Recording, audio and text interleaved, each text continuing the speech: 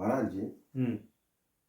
मैं हरिद्वार में रहता हूँ और मुझे श्री यंत्र की साधना करनी है। और मैंने गली में हरिद्वार में तो बहुत दुकानें जो श्री यंत्र मिलता है बना बनाया वहाँ पे। अब साधना करने के लिए श्री यंत्र दुकानों से लेना चाहिए या कहीं किसी गुरु से लेना चाहिए या किसी अच्छा। गुरु के अधीन पूजा करनी चाहिए? हाँ, क्या नियम है श्री यंत्र की पूजा का? समझ गया मैं। आपका मुख्य प्रश्न तो यही है कि श्री यंत्र ऑथेंटिक कहाँ से मिले, जी। है ना? जी। पूजा तो खैर दीक्षा के बाद ही होती है, वो तो अलग बात है।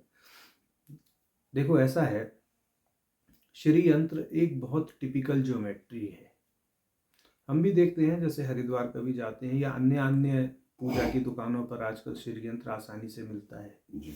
वो स्फटिक के श्री यंत्र भी बेचते हैं, क्वार्ट्स के भी बेचते हैं, ठीक है, पीतल के भी आते हैं, पंच धातु के कह के बेच देते हैं, उन्हीं को अष्ट धातु के कह के बेच देते हैं, और भी अन्य अन्य अन्य जो है स्टोन्स के भी आते हैं, है नहीं? जी। लगभग सभी स्टोन्स के आते हैं।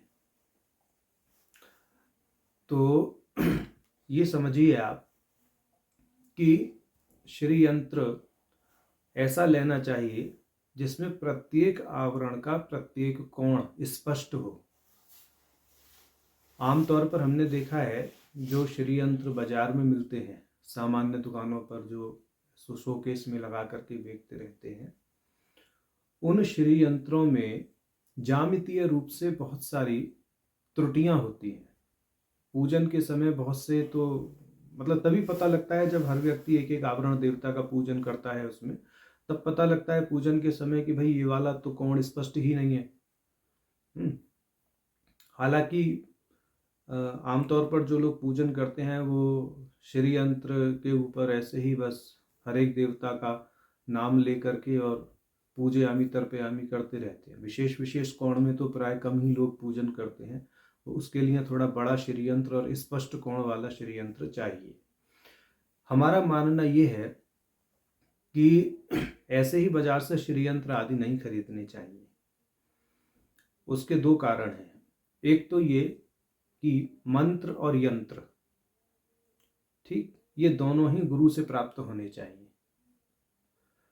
बाजार से खरीद लें आप, अगर गुरु का कहीं कोई ऐसा विश्वसनीय व्यक्ति है कि जो सही यंत्र आपको दिलवा सकता है, तो गुरु कहें कि भाई वहाँ से ले लो।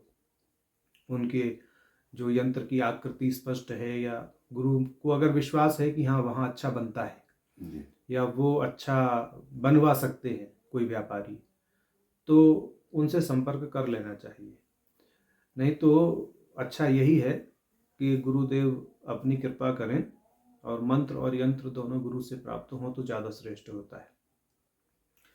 गुरु ही आपको पूजन विधान भी दें, गुरु ही आपको मंत्र भी दें और यंत्र भी दें, तो इससे श्रेष्ठ तो कुछ है ही नहीं। बिल्कुल। ठीक है ना? तो ऐसा होना चाहिए। और दूसरा हमारा मंतव्य ये है कि जो बाजारों में श्री यंत्र मिलते हैं, इनमें जो जो ज्यामितीय संरचनाएं होती हैं बहुत स्पष्ट नहीं होती। ठीक, जो आवरण के प्रस्तर होते हैं वो भी कई बार ऊंचे नीचे होते हैं, उनमें समान अंतराल नहीं होता। ठीक, बहुत सारी कमियां रहती हैं। और जो बहुत स्पष्ट अच्छे श्री यंत्र बने होते हैं वो थोड़े कीमती आते हैं। बाजार में हम देखते हैं कुछ स्फटिक के श्री यंत्र तो 400 रुपये में भी मिलते हैं, 500 में भी मिलते हैं, और फिर ऊंचे भी मिलते हैं। अब पता नहीं वो असली है पत्थर या नकली है पत्थर, वो तो भगवान जाने, वो जाने। लैब टेस्ट का भी आजकल कोई भरोसा नहीं है, हम जानते हैं इस विषय में। जवाहरात की जो लैब टेस्ट होते हैं उसमें अगर कोई बड़ी लैब है तो बात अलग है, सामान्य गली कूचों में जो खुली हुई लैब्स हैं स्टोन टेस्टिंग वाली, उनको तो कुछ भी कह के कुछ भी कार्ड में लिखवा लिया जाता है, तो उसका भी कोई ऐसा ख़ास विश्वास नहीं किया जा सकता। तो ये काफ़ी सारे फैक्टर्स हैं कि जो है श्री यंत्र ऐसे नहीं लेना चाहिए। और दूसरा ये है कि जो आपके धातु के बने श्री यंत्र हैं, दक्षिण भारत में काफ़ी ऐसे श्री यंत्र के निर्माता हैं जिनका मतलब वंश परंपरा से यही काम उनके यहाँ चल रहा है। उन लोगों से संपर्क हो जाए तो उनसे बात करें, बनारस में कुछ लोग हैं बनाने वाले जो वैक्स का पहले मोम का हाथ सांचा बनाते हैं और फिर उसमें धातु का सही अनुपात डाल करके परशुराम कल्प को सूत्र में जो दिया हुआ है, ठीक है, उस धातु का सही अनुपात डाल करके उसको बनवाएं तो वो बहुत महंगा पड़ता है। फिर सामान्य जो श्री यंत्र, लोग तो ये सोचते हैं कि 1,000-500 रुपये में मिल जाएगा अच्छे से अच्छा। हमने ही अपना श्री यंत्र बनवाया था, एक पूजन वाला तो खैर अलग है, उसका तो हम ज़्यादा विमोचन नहीं करते। एक जो कि लोग आते हैं कहते हैं महाराज जी हम यंत्र के दर्शन करना चाहते हैं, तो उस यंत्र के दर्शन करवाने के लिए एक ऐसा सार्वजनिक यंत्र बनाया था कि भाई इसके दर्शन कर लो। तो वो हमने बनारस में बनवाया था, तो उसके बनवाने में हमारा काफ़ी खर्चा आया। 35,000 रुपये का यंत्र, जरा सा यंत्र बना था वो, बहुत ज़्यादा बड़ा भी नहीं है मेरे ख्याल से, वो 3 इंच बाई 3 इंच का है। उसमें प्रस्तर है, मतलब पूरे 9 आवरण बड़े स्पष्ट हैं, एक एक कोण बड़ा स्पष्ट दिखता है। अगर उस पर आवरण पूजन भी करना चाहें तो बहुत अच्छे से आवरण पूजन होता है, एक एक आवरण पर पूर्ण पूजन हो सकता है आवरण देवता का। तो उस दृष्टि से श्री यंत्र होना चाहिए। और बाजार वाले श्री यंत्र पर हमारा तो विश्वास है नहीं। कई बार काफ़ी अच्छे शुद्ध बने भी हो सकते हैं, ऐसी बात नहीं है, अगर ढूंढने से मिल जाएं तो सौभाग्य समझिए। परंतु हमने जो अपना अनुभव किया है वो यही है कि बहुत कम, कभी मतलब हजारों में एक क्या बल्कि 10,000 में कोई एक यंत्र ऐसा अच्छा निकलता है कि जिसकी पूजा अर्चना के लिए स्वीकृति कोई देगा। जिन श्री यंत्र में त्रुटियां होती हैं उनकी तो पूजा करने से भी नहीं, नेगेटिव तो जो इफेक्ट होता है। खंडित श्री यंत्र की पूजा क्यों करना है? खंडित मूर्ति की पूजा नहीं होती है।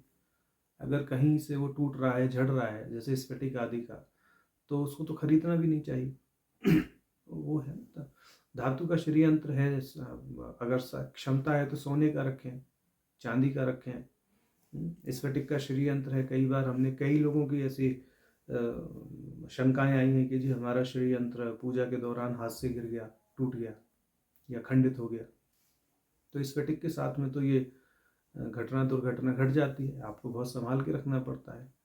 जब उसका अभिषेक आदि कराते हैं तो उसमें चिकनाई वगैरह लगी जाती है दही से, घी से, तो उसके फिसलने का डर रहता है। तो ऐसी दुर्घटनाएं कई लोगों की हुई, उन्होंने कहा।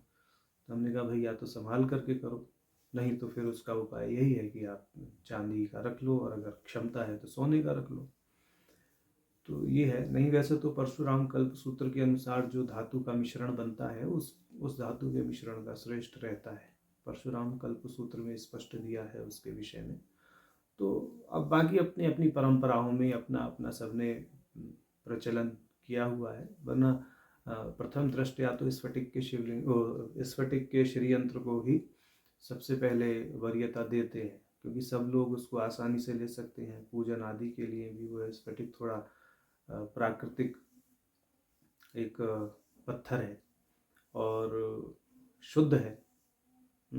शक्ति की साधना में स्फटिक का महत्व है। स्फटिक की माला, स्फटिक का यंत्र श्री विद्या में थोड़ा उस दृष्टि से भी इसको वरीयता दे देते हैं, वरना हमारा मत का परशुराम कल्प सूत्र में दिए गए धातु के मिश्रण को माने प्रेफर करने का है। तो इस दृष्टि से करना चाहिए। और वो धातु के मिश्रण वाला श्री यंत्र बनवाएंगे तो उसके लिए जो काश्तकार हैं, जो शिल्पकार हैं, उनका सहयोग लेके व्यक्तिगत रूप से बनवाना पड़ता है। एक बार में एक ही यंत्र बनाते हैं। अब तो खैर बल्क में मैन्युफैक्चरिंग होने लगी है, काफ़ी लोग जो है रेडीमेड भी रखते हैं श्री यंत्र बना करके। तो दक्षिण भारत में संपर्क किया जा सकता है उसके लिए, लेकिन फिर भी उसमें धातु का मिश्रण सही है या नहीं, वहाँ पर शंका हो जाती है। और अच्छे मुहूर्त में बने, जैसे गुरु कुख्य योग आदि इस तरह के योग पढ़ते हैं, इस तरह के योग में अगर यंत्र बन जाए तो फिर बहुत सौभाग्य समझिए। तो उस तरह का संपर्क करवा करके अपना किसी के माध्यम से हो जाए या स्वयं हो जाए तो बहुत अच्छा रहता है। ठीक है ना।